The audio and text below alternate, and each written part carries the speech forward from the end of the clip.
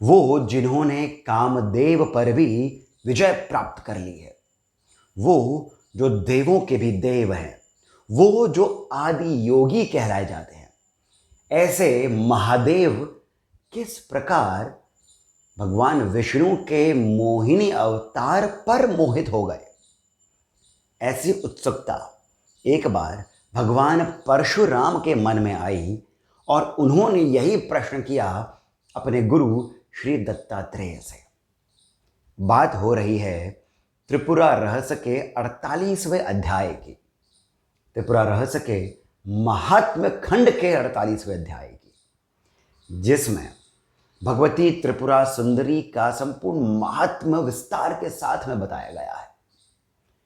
ये जो प्रश्न है, इसे सुनकर श्री दत्तात्रेय ने भगवान परशुराम से कहा कि बहुत ही सुंदर सा प्रश्न किया है तुमने, मैं तुम्हें विस्तार से ये रहस्य बताता हूँ। क्योंकि वो जो आदि योगी हैं, वो जो योगेश्वर हैं, वे भी जिस रूप पर मोहित हो गए, वो रूप भी भगवान विष्णु का नहीं था, वो रूप भी था पराम्बा, पराशक्ति भगवती त्रिपुरा सुंदरी का। अब यहाँ पर हमें एक बात को समझना आवश्यक है कि ये जो त्रिपुरा रहस्य है, ये अभी जो अवेलेबल जो टेक्स्ट हैं, दो खंड में ये अवेलेबल है। एक है महात्म्य खंड और दूसरा है ज्ञान खंड।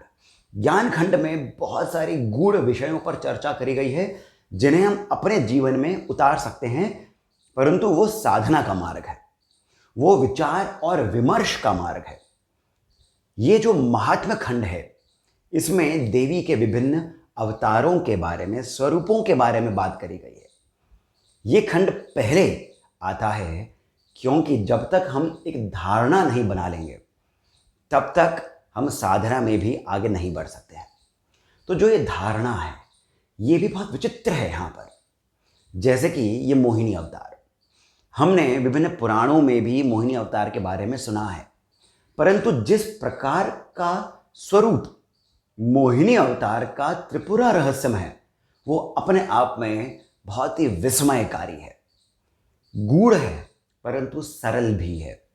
कथा मूल रूप से वही है, परंतु बात यहाँ पर तत्वों की हो रही है। क्योंकि हमारी ये एक विडंबना सी भी है कि हम देवताओं को, भगवान को मानवीय आकार तो दे ही देते हैं, हम उनके भावों को भी मानवीय कर देते हैं। कि यदि भगवान शिव को क्रोध आएगा तो वो क्रोध उसी प्रकार का होगा जिस प्रकार से हम मनुष्य क्रोध करते हैं। यदि भगवान राम को दुख होगा तो उनका दुख भी उसी प्रकार का होगा, उन्हीं बातों पर होगा जिन बातों पर हमें आज के समय में दुख होता है। तो ये हमें इस बात से परे जाने की आवश्यकता है। अब यहाँ पर हम बात करते हैं सीधा सीधा कथा के लेकर के, क्योंकि कथा में ही हम और भी कई सारी बातों को समझ लेंगे। तो यहाँ पर श्री दत्तात्रेय बताते हैं कि जब समुद्र मंथन हो गया था, जब अमृत बाहर आ गया था, जब बलपूर्वक राक्षसों ने, असुरों ने अमृत का कलश देवताओं से छीन लिया था, तब भगवान विष्णु मोहिनी अवतार रच करके उस स्थल पर आए जहां पर असुर उस अमृत कलश को लेकर के नृत्य कर रहे थे। वहां पर तब मोहिनी रूप में भगवान विष्णु ने असुरों को ही छला और वो अमृत का पान उन्होंने कराया देवताओं को। अब इस रूप की चर्चा तो बहुत हुई, परंतु महादेव इस रूप को प्रत्यक्ष आंखों से देख नहीं पाए, क्योंकि महादेव तो आरंभ में आए थे, जब समुद्र मंथन आरंभ ही हुआ था और वो हलाहल विष बाहर आया था, उसे पान करके, उसका पान करके भगवान शिव वहां से चल दिए थे। अमृत जो निकला था वो तो अंत में निकला था। तो कुछ समय बाद महादेव और भगवान विष्णु कहीं तीसरे स्थान पर आपस में मिले होंगे। तब महादेव ने विनम्रतापूर्वक भगवान विष्णु से कहा, हे विष्णु, मैंने आपके मोहिनी रूप के बारे में बहुत सुना है। कृपया करके मुझे उस रूप के थोड़े से तो दर्शन आप करवाएं। इस पर भगवान विष्णु ने भी बहुत ही सरलता के साथ में कहा, महादेव, वो रूप कामोत्तेजना को बहुत अधिक बढ़ा देता है। कहीं ऐसा ना हो कि आपका वीर्य स्खलित हो जाए।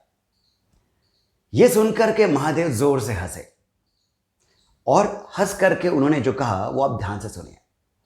महादेव ने कहा कि मेरु पर्वत के शिखर पर जो वायु है उसमें कोई भी तत्व ऐसा नहीं है कि केवल सोचने मात्र से ही वीर्य वहां पर स्खलित हो जाए, क्योंकि जो हम सोचते हैं वो भी वायु के ही कारण होता है।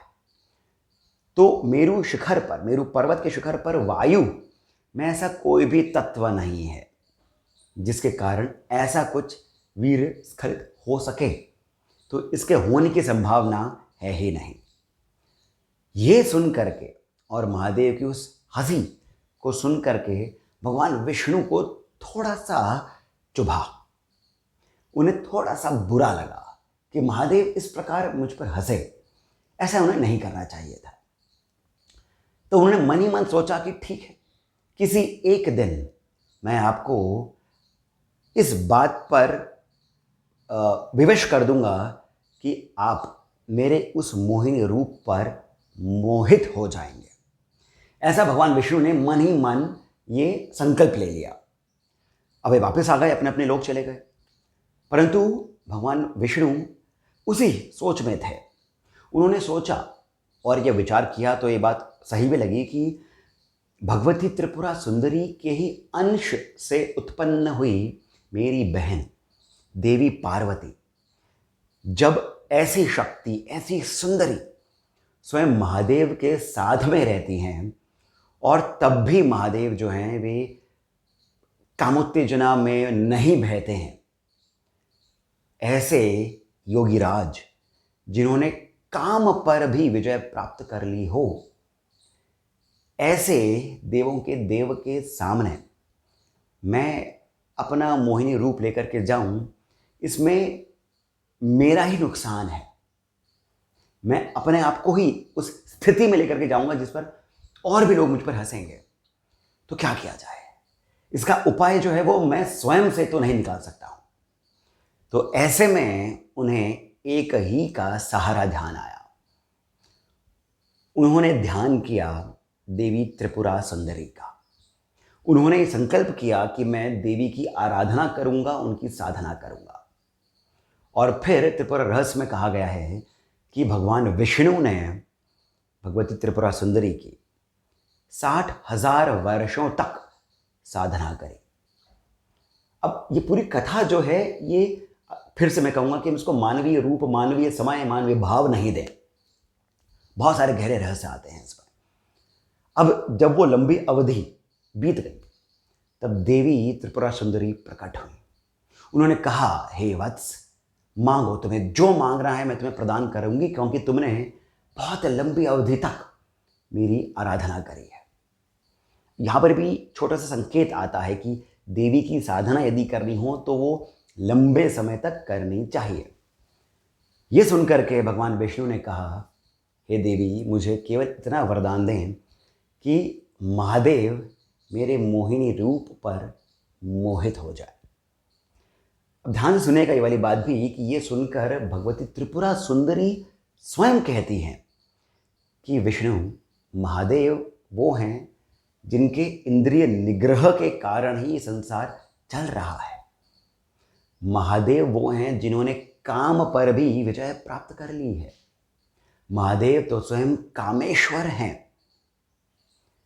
परंतु फिर भी मैं तुम्हें वरदान देती हूं, मैं तुम्हें अपना अंश प्रदान करती हूं।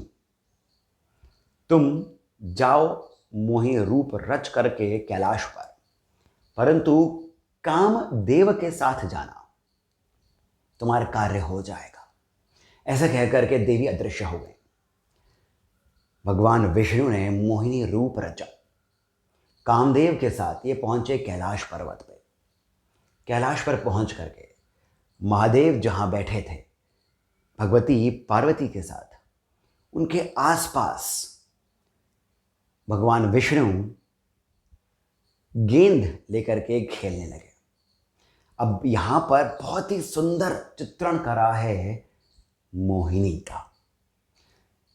चित्रण जो है वो इतना सुंदर है कि उसे मैं अपने शब्दों में बता भी नहीं सकता हूं, और बताने में मुझे तनिक लज्जा भी आ रही है, क्योंकि जो बताया है वो बहुत ही कामोत्तेजना को बढ़ाने वाला ही है। ये बताया है कि, यदि मैं संक्षिप्त रूप में आपको बताऊं कि केसरिया रंग की साड़ी पहनी थी मोहिनी ने।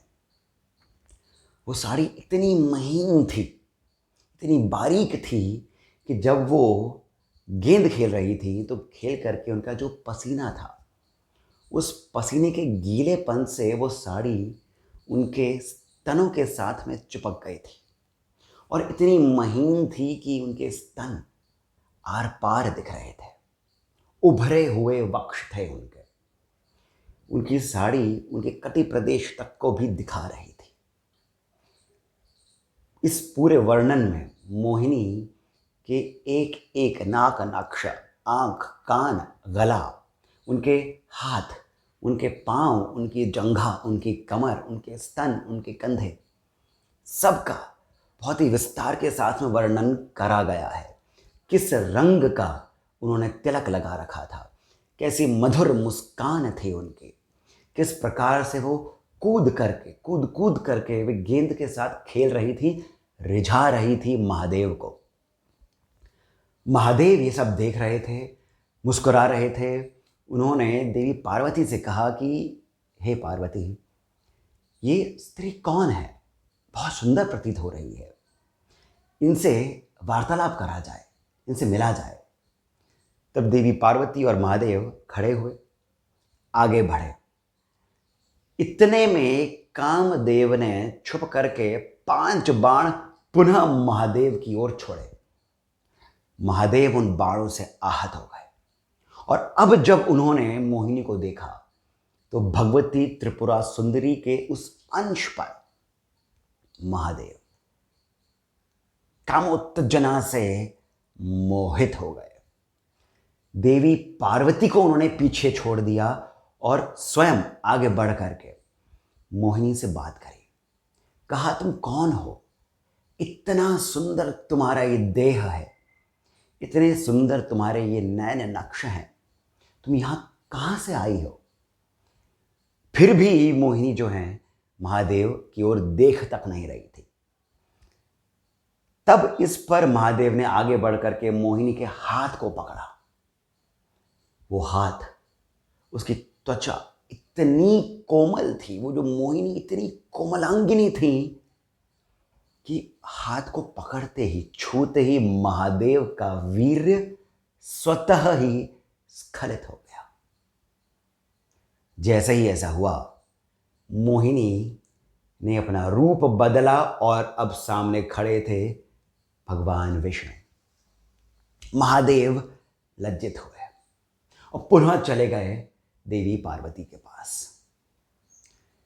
ये जो कथा है, ये कथा तो यहां पर ही समाप्त होती है, परंतु यहां पर एक बहुत ही गूढ़ सी बात आ जाती है कि वो जो योगेश्वर हैं, वो जो आदि योगी हैं, वे भी कामेश्वरी के रूप पर स्वयं को मोहित होने से नहीं रोक पाए।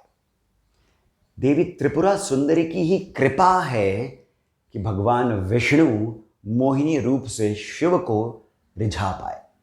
ये देवी त्रिपुरा सुंदरी की ही शक्ति है कि महादेव जो स्वयं ही कामेश्वर हैं, वे भी कामेश्वरी के एक अंश पर मोहित हो गए। ये भगवती त्रिपुरा सुंदरी ही हैं जिनकी इच्छा से ही कण आगे की ओर गतिमान हो पाता है।